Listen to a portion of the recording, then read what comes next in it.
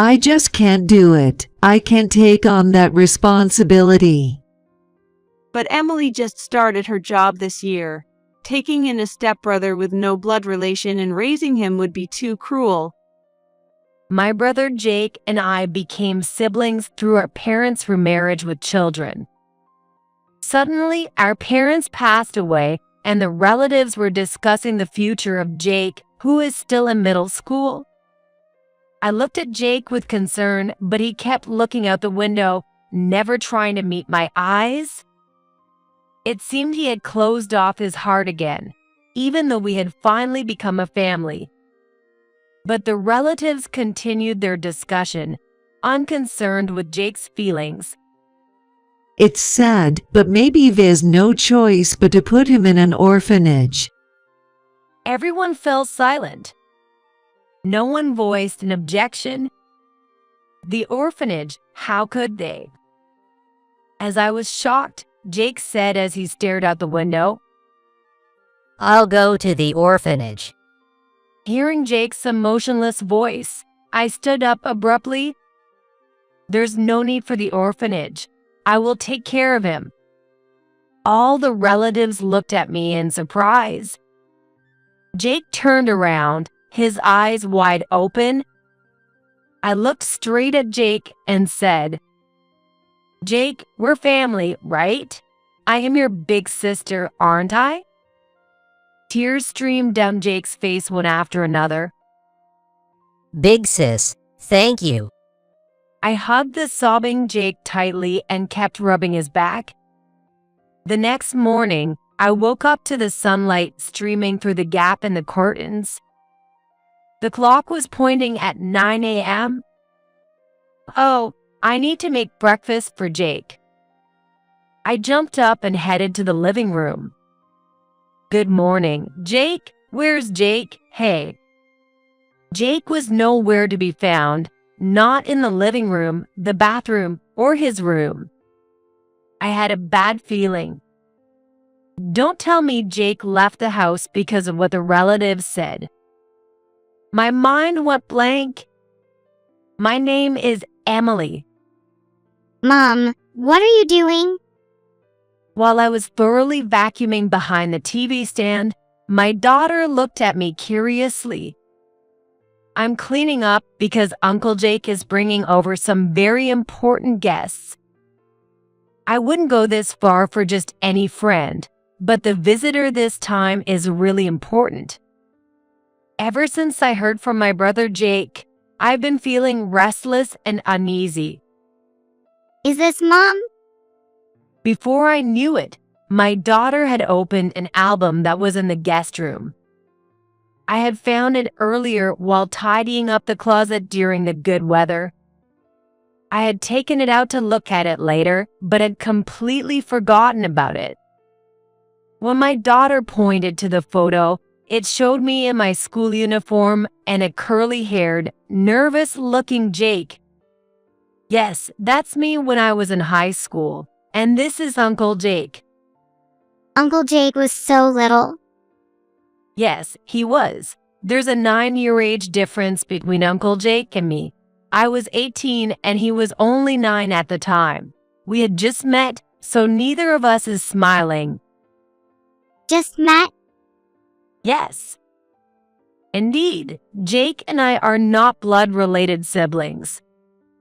I was in my senior year of high school when my mother, Sarah, and Jake's father, Bob, got remarried, making us a family.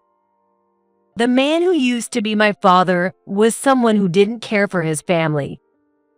He would come home late every night, and he was hardly ever home on weekends.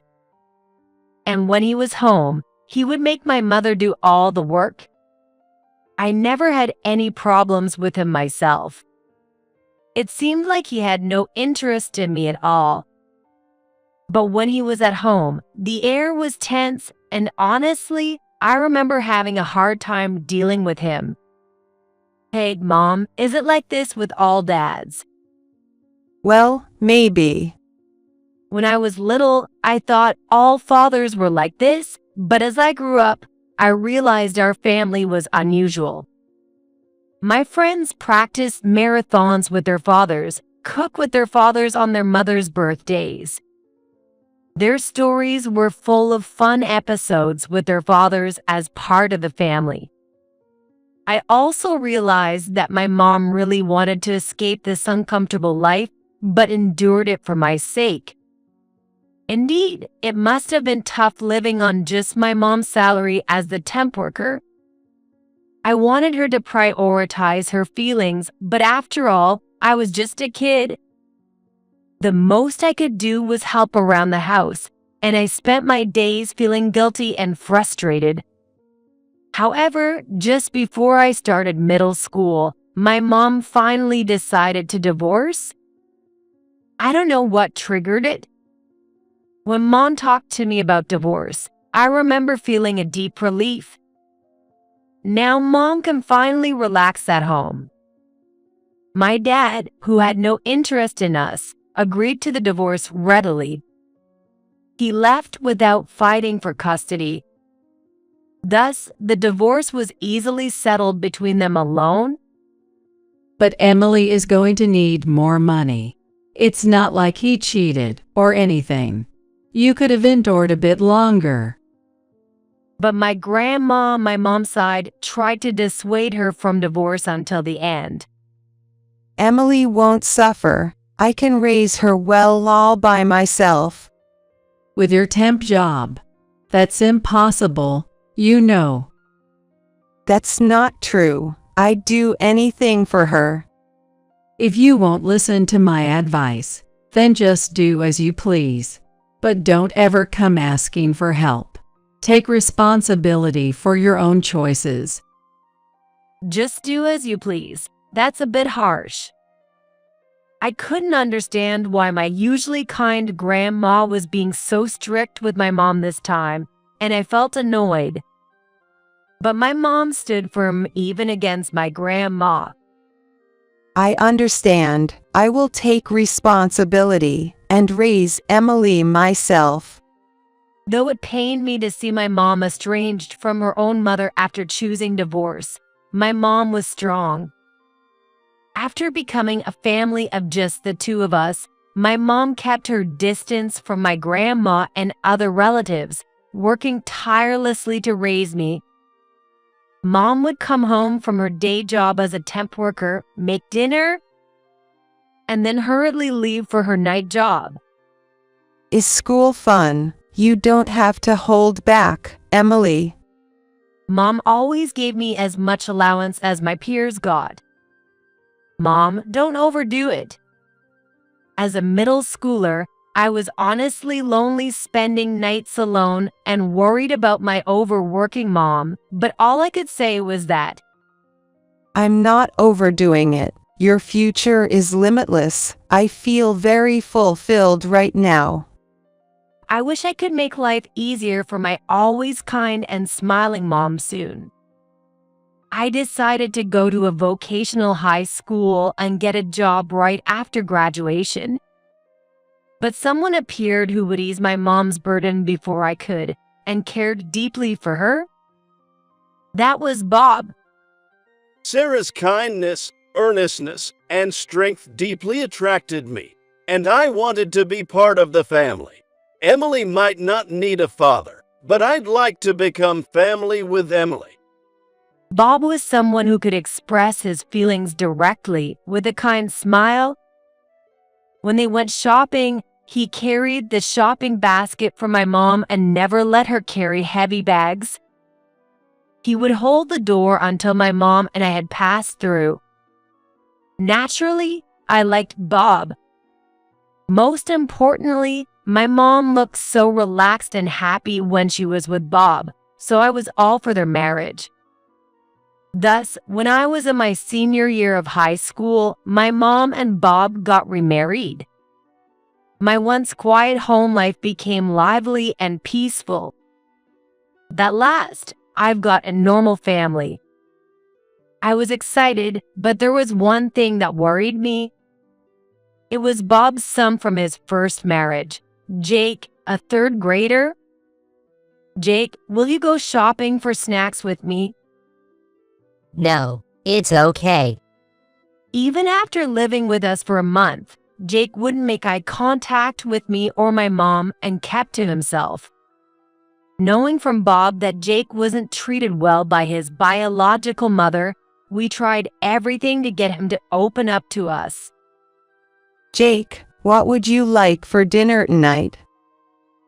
Anything's fine. Come on, you can pick what we watch on TV. Whatever. Despite his curt replies, we kept patiently talking to him. We wanted him to feel the warmth of family and share the happiness I was feeling. However, there was little progress, and before we knew it, 3 months had passed since the remarriage. Got any plans for this Saturday? Expecting him to refuse as usual, I tried to invite Jake to the library when, after a moment of silence, he hesitantly asked me and my mom, Can I have some friends over on Saturday? My mom and I exchanged looks of surprise and joy. Of course, that's fine. How many? 4. That'll be lively. Let me join in if you play cards. We're not going to play cards, I think. Jake's troubled expression looked so endearing. What kind of snacks would you like? You don't need to worry about that. Shyly, Jake blushed and quickly went to his room. Jake made an effort to talk in his own way. Feeling the distance between us narrowing, we were filled with joy. Then on Saturday, 4 rambunctious boys came to our house. I bet Jake has a blast with these 4 at school. Seeing Jake's friends made me feel relieved. When my mom brought in her homemade cheesecake, a favorite of Jake's, cheers erupted. I've never seen Jake smile like that before. My mom looked very satisfied.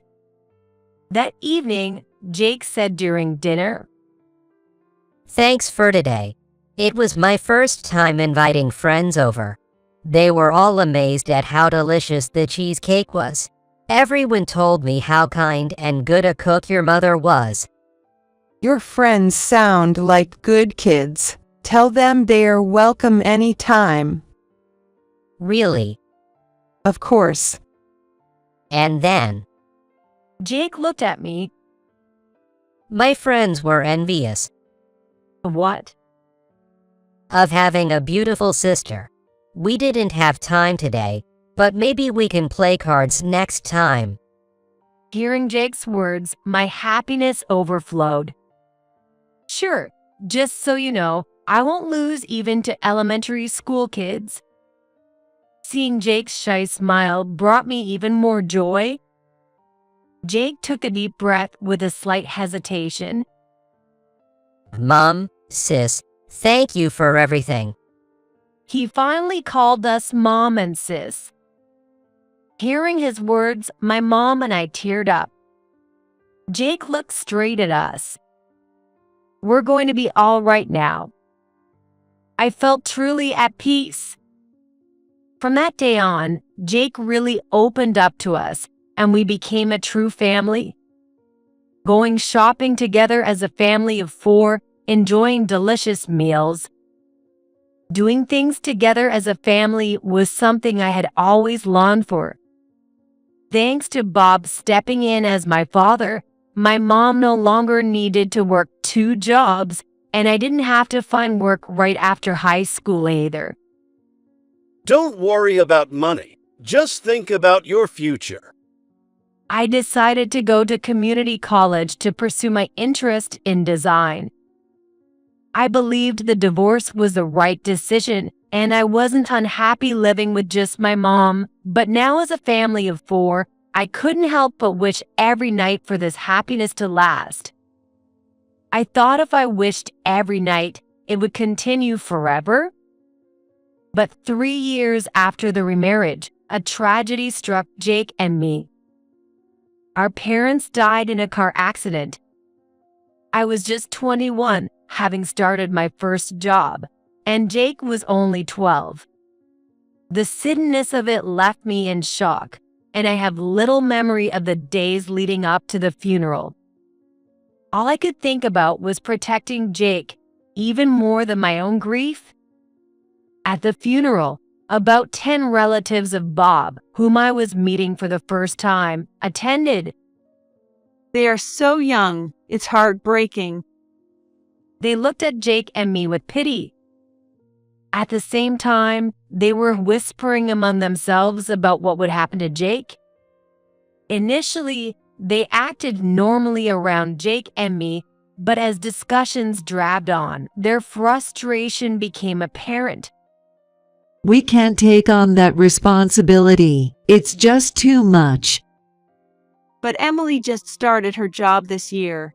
Taking in a stepbrother with no blood relation and raising him would be too cruel. Their conversation about Jake's future was loud enough for us to hear. I looked at Jake worriedly, but he just kept looking out the window, never trying to meet my eyes. Even though we had finally become a family, it seemed he was shutting himself off again. Nevertheless, the relatives' discussion continued, regardless of Jake's feelings.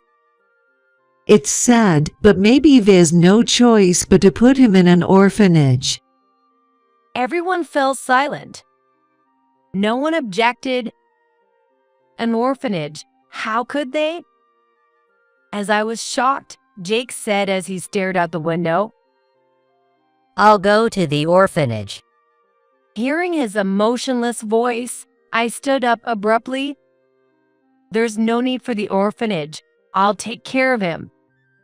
The relatives all looked at us in surprise. Jake also turned around, his eyes wide. I looked straight at him and said, Jake, we're family, right? I'm your big sister, aren't I? I know, but... He looked bewildered, and I moved closer to align our gazes. I was really happy when you called me sis. Whether we're blood related or not doesn't matter. We know that better than anyone. We are a real family, aren't we? Tears streamed down Jake's face. Sis, thank you. I hugged him tightly, crying, and spoke in my heart to our departed parents. Dad, Mom, I'm really scared, but I'll protect Jake no matter what. He's my precious family, so please keep watching over us. I kept rubbing his back until he calmed down. When we got home that night, Jake quickly fell asleep, seemingly exhausted. The house felt eerily quiet without our parents, and loneliness washed over me. I had been strong in front of Jake, but alone. I felt crushed by anxiety about the future. Can I really raise Jake, who's just started middle school, into a proper adult? Have I just burdened him with financial struggles by taking him in? The more I thought, the more overwhelmed I felt, and I crawled into bed, squeezing my eyes shut. The next morning, sunlight peeking through the curtains woke me up. The clock was pointing at 9 a.m. Oh, I need to make breakfast for Jake.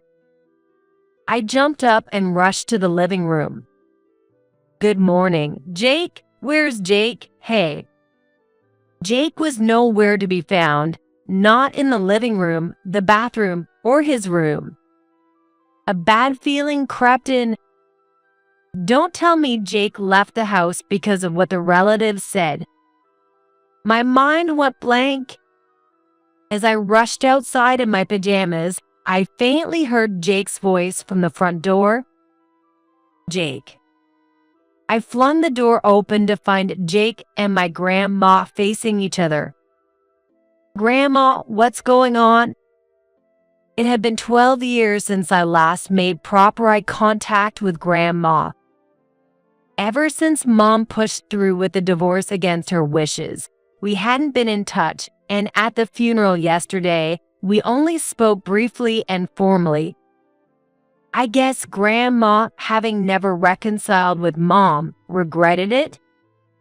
During the funeral, she was constantly in a corner, staring at Mom's portrait. Her back looked so pitiful that I couldn't bring myself to speak to her. Emily, I'm sorry. I was being stubborn. I should have acknowledged sooner that Sarah raised you alone all these years, and that you became a happy family of 4 after she remarried. My grandma looked regretful. Yesterday, seeing you protect Jake reminded me so much of Sarah 9 years ago. Back then, I couldn't reach out to her, so I came here hoping to help this time. Grandma. Her gaze, still kind and strong, resembled my late mom's, bringing me a sense of comfort. Come and live with me. The 3 of us can live together. Grandma offered. Actually, I had been thinking of moving since I was living in a large family-sized rental apartment. According to Grandma, her house was owned outright, so there would be no rent to pay. Also, since she wasn't working, she could take care of Jake. For me, just starting in the workforce and working overtime, this was a very welcome offer. However, Grandma's house was about 20 miles away. I could commute by train from Grandma's place, but Jake would have to change schools. Jake, you just got used to middle school. Aren't you against moving? He just made some close friends and started walking home with them. I tentatively looked at Jake, but he seemed unfazed. I want to live at Grandma's house. When Grandma smiled and nodded at Jake, he smiled back broadly. Thank you, Grandma. Really, thank you. So, we moved to Grandma's house and started our new life as 3. Living with Grandma was the right decision. Emily, Jake, breakfast is ready. In the morning, Grandma prepared waffles with fruit and mac and cheese. You need to eat a good breakfast to have energy. Hearing Grandma say the same things in the same tone as Mom made us feel nostalgic. Moreover, Grandma's mac and cheese tasted just like Mom's, which surprised us so much we looked at each other. Isn't it too bland? Worried, Grandma looked at us, but we vigorously shook our heads. We were just surprised it tasted just like Mom's mac and cheese. Really? Grandma smiled happily, probably recalling how Mom used to prepare breakfast every morning since she was little. And now, Mom's taste had been passed down to us. Feeling Mom's presence in such an unexpected way warmed our hearts. I'm always at home and have plenty of time, so I'll take care of the house. Emily, focus on your work, and Jake, do your best in school. Thanks to Grandma, I could concentrate on my job. And with Grandma at home, I was relieved that Jake wouldn't be alone. Jake made friends quickly at his new school and joined the tennis club. Every day, he brought home dirty brown socks, but Grandma never frowned and always turned them back to white, making us deeply grateful. Seeing Jake leave the house happily every morning made me feel his future was limitless, motivating me even more at work. I had never heard about Jake's dream for the future, but given his good grades, he'd likely aim for college along with his peers. Our parents' inheritance wasn't substantial, so I decided to increase my income to ensure Jake could choose his future path freely. Hey, Grandma, I was raised well by Mom. I never felt miserable. Now it's my turn to raise Jake properly. So I'm thinking of taking up a side job to save money. Grandma listened silently until I finished. Then she said, I won't say anything. I support whatever you do, Emily. but don't overdo it. You're all the family Jake has. Nodding firmly at Grandma's reminder. Yes, I am Jake's only family. I won't let him feel sad again. I decided to work part-time at a sports gym from 7 to 10 p.m. 3 times a week, alongside my main job. Sis, you came home late again today. Jake, you're still up. How was school today? Yo, Have fun tomorrow too, and good luck with the junior varsity matches coming up. thanks. Don't overdo it, sis. Imagining Jake's boundless future made the extra work seem easy. Maybe Mom felt this way too. I was better off than Mom after all, because Grandma was at home doing the housework and looking after Jake. I bet Mom was worried about leaving middle school me alone at home, coming back tired to do the housework, and waking up earlier than me to make breakfast. I truly realized how great my mom was. Though busy at work and spending less time talking with Jake, I attended his sports day and team matches whenever possible, cheering louder than anyone. Sis, it's embarrassing. Yet Jake would wave back, surrounded by his friends. Seeing him happy and enjoying life made me work even harder. Time flew, and Jake became a second year of middle school. One day, I got a call from his school during my lunch break. The caller was Jake's homeroom teacher. Is something wrong with Jake? Hearing the teacher's words, I felt despair. I wanted to go home early to talk to Jake, but ironically, I had my gym shift that day. I'm so unlucky. For the first time, I wished I could fall ill, but of course, that didn't happen, and I worked restlessly until 10 p.m. before rushing home. I'm back. Is Jake asleep? Grandma, who had been dozing off waiting for me, was surprised to see me enter the living room energetically. He's asleep. You taught him it's better to be an early bird than a night owl, right? Grandma laughed, but I couldn't. Today, I got a call from Jake's teacher. He's been missing school about half of the week. He leaves in the afternoon when he does go. Jake has. I was on the verge of tears. Maybe I can't replace a parent after all. Am I making him feel miserable with too little allowance? Can't he talk to me about his problems? Grandma quietly sat me down and reheated my dinner. Jake really sees you as his big sister, Emily. Then why? Why won't he talk to me about anything? Jake feels guilty about you working all the time. What? As Grandma served dinner, she slowly started to describe Jake's daily behavior. He was always worried about me working late. He wanted to stay awake until I returned, but didn't want to worry me, so he went to bed early. However, he couldn't sleep until he heard the front door. Maybe he finally fell asleep peacefully just now. Hearing Grandma's words, my heart ached. She told me Jake had asked her several times if it was okay for him, not her real brother, to cause me so much trouble. Should I be here? We're family, of course, you should. I blurted out. Yes, I told him that too. But Jake wants to talk to you. Feelings don't get conveyed by thoughts alone. Haven't you experienced that yourself? Grandma pointed out, making me realize. Seeing my reaction, Grandma smiled and stood up. Jake helped make this potato salad.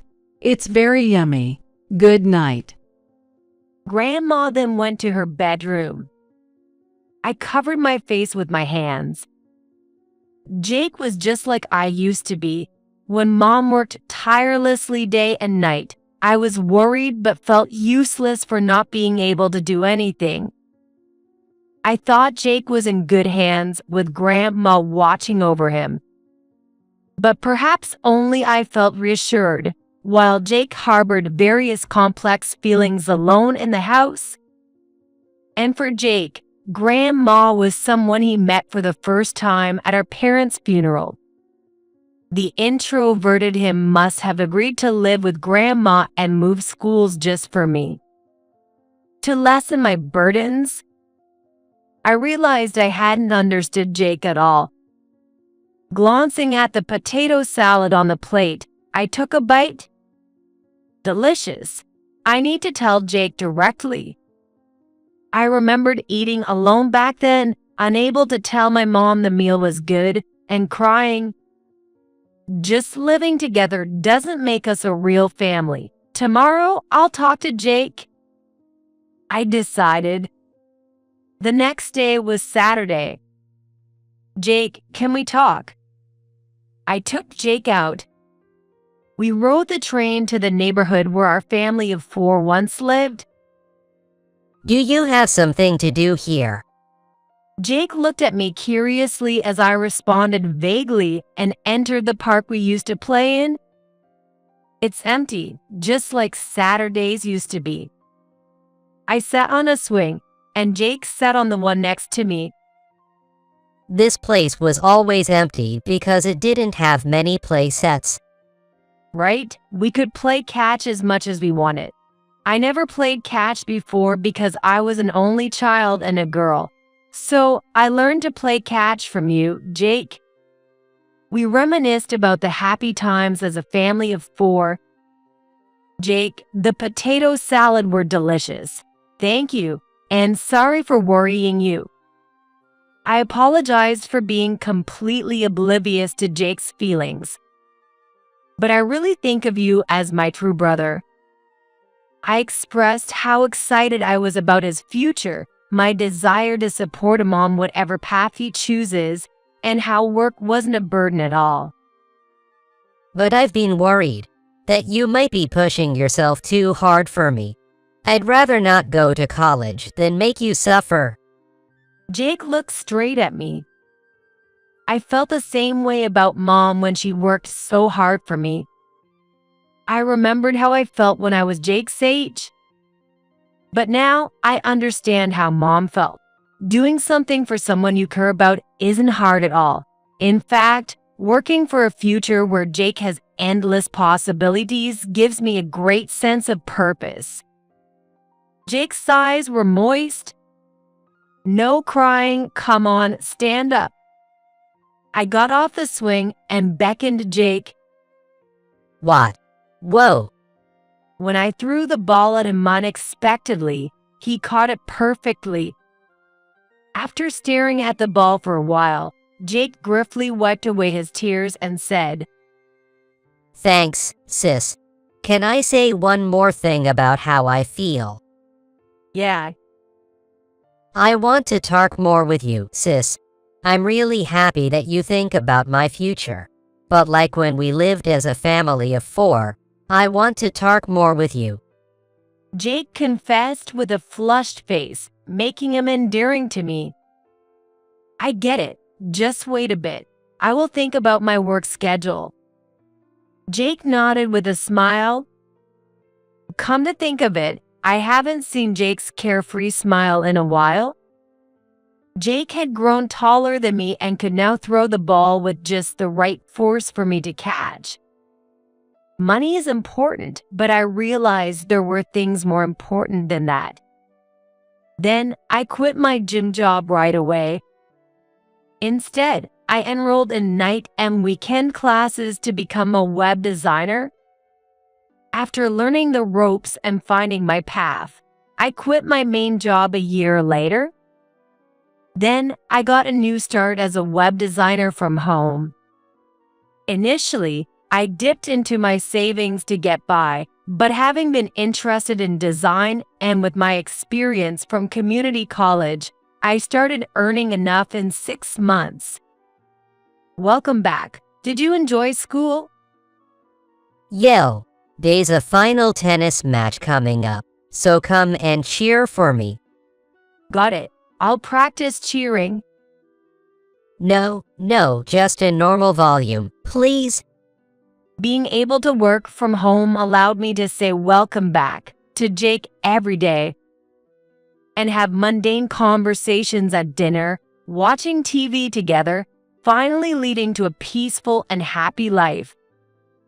Jake continued to play tennis in high school and excelled in sports and academics. Sis, can we talk?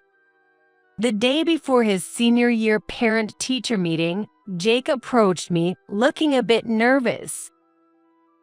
I've been thinking. I want to become an elementary school teacher. I was surprised because despite our daily talks, I had never heard Jake's dream for the future. An elementary school teacher? That's unexpected. I thought he would pursue astronomy since he liked it. I want to be like you, sis. Someone who can protect children's futures. Jake's direct gaze made me feel embarrassed. I haven't done anything grand, though.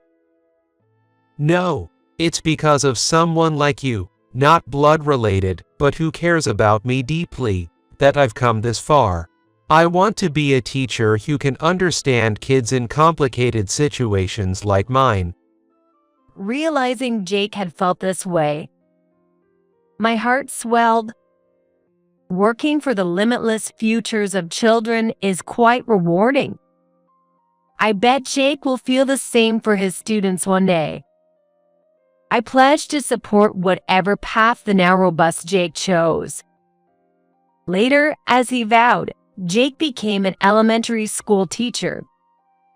He seemed to face many challenges, but seeing him mature into a teacher with each visit made me incredibly proud. Sadly, Grandma passed away soon after Jake started working, but she lovingly watched over us until the end. If Grandma hadn't come to our house the day after our parents' funeral, our lives would have been entirely different. I want to be someone who can provide the same sense of security as Grandma. I'm sure she's now reconciled with Mom in heaven, watching over us with our parents. As for me, I got married to my boyfriend of 3 years when Jake moved out for his job. We renovated Grandma's house, filled with memories, and now live happily with my new family. My room will always be mine, you know. Jake, who still keeps his comic books in his old room, visits about once a month. I'm genuinely glad. He really considers me his true family. He frequently cleans Grandma's grave and helps entertain my daughter. Most of all, seeing Jake's face brings me peace. Mom, hey, Mom. My daughter peering into my face brought me back to the moment. What? Who is this? My daughter pointed at the photo taken when Jake left this house. The only one we had of the 3 of us together. In it, Jake had his arm around Grandma, who was smiling broadly. This is my grandma. This house actually belonged to her. Grandma, me, and Uncle Jake lived here together for 10 years.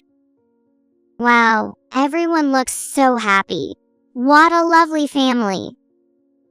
My daughter's casual remark touched my heart. Blood relation doesn't matter. Family is about caring for each other, sharing happiness, and living together. I felt this anew. Next week, Uncle Jake is bringing someone he wants to be his family. So, I'm going to start cleaning again. Will you help me? Sure. Yes, next week, Jake is bringing his fiancée to our house. I'm sure he'll create a wonderful family. I continue to wish for my brother's happiness always and forever. Grandma, next week will be exciting. I spoke to Grandma's portrait and felt as if she smiled back.